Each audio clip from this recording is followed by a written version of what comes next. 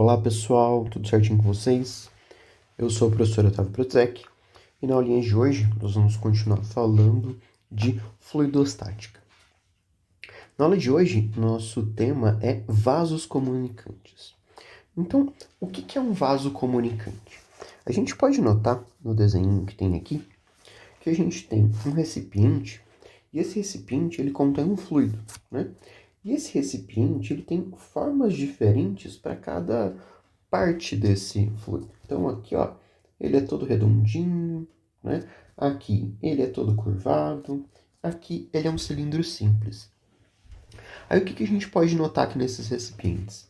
É que ele é chamado de vaso comunicante, porque esse fluido que está nessa parte aqui, ó, ela se comunica com o fluido que está nessa parte aqui e nessa parte aqui, né? Ou seja, se eu colocar mais fluido, por exemplo, aqui, vai aumentar o nível aqui e, consequentemente, vai distribuir para toda a parte do fluido. Então, o que é um vaso comunicante? Né? É quando esses vasos de formatos diferentes ou não, né, eles se comunicam, ou seja, é permitido que esse fluido ele vá de um lugar para o outro. Beleza?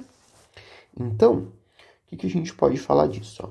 Se um recipiente é formado por diversos ramos, esse recipiente que a gente viu aqui, né? Que se comunicam entre si, continua valendo que a superfície livre do líquido que ocupa as diferentes partes do recipiente é horizontal. Ou seja, o líquido está na mesma altura H em todos os ramos e, consequentemente, pela lei de Stevens, está sujeito à mesma pressão.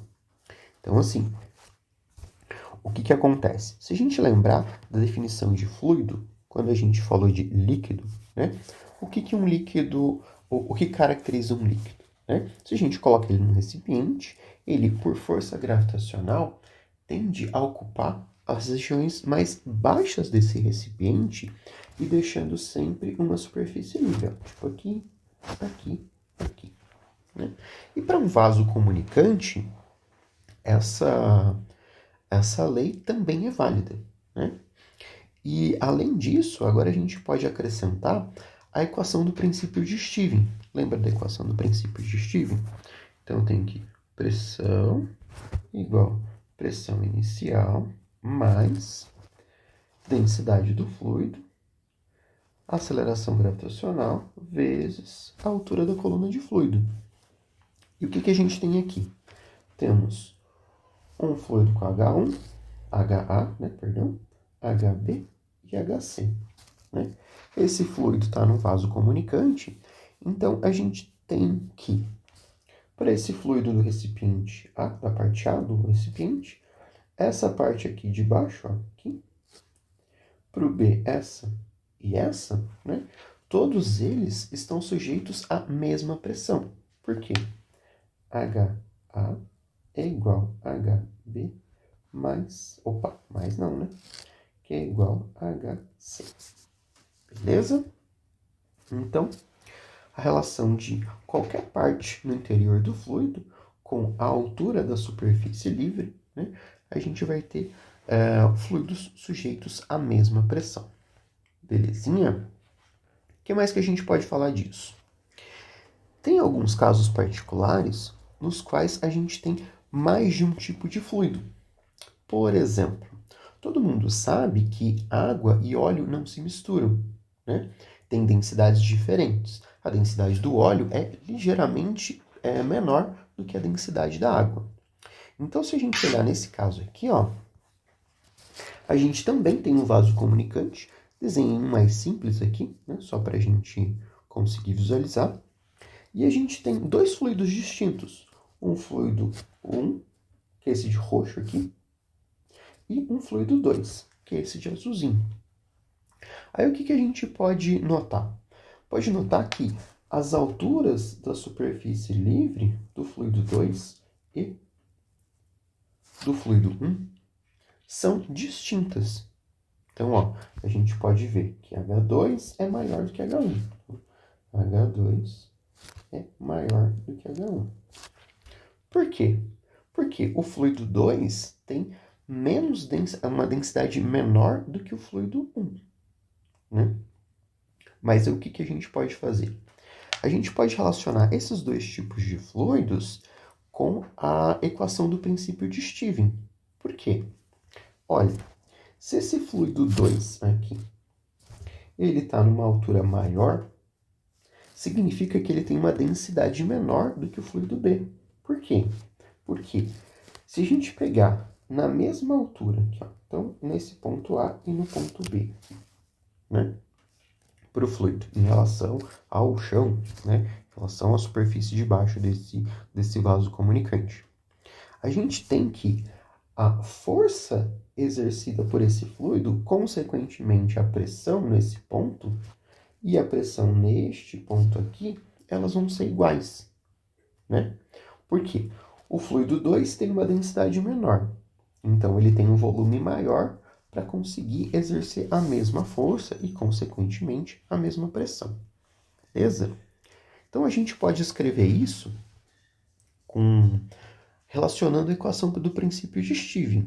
Então, olha só, a gente tem aqui, ó, que a pressão para o ponto A é a pressão A, pressão inicial, que é a pressão atmosférica, né, que está para fora do fluido, densidade do fluido A, isso é bem importante, vezes a aceleração gravitacional, vezes a altura A, né, ou a altura 1 aqui.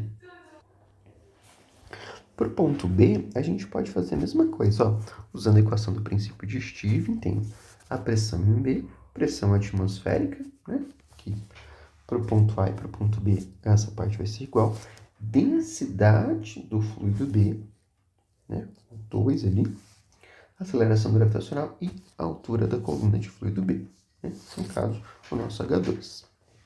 Aí a gente sabe que nesse ponto A e no ponto B, as pressões são iguais, né? Eles estão à mesma altura.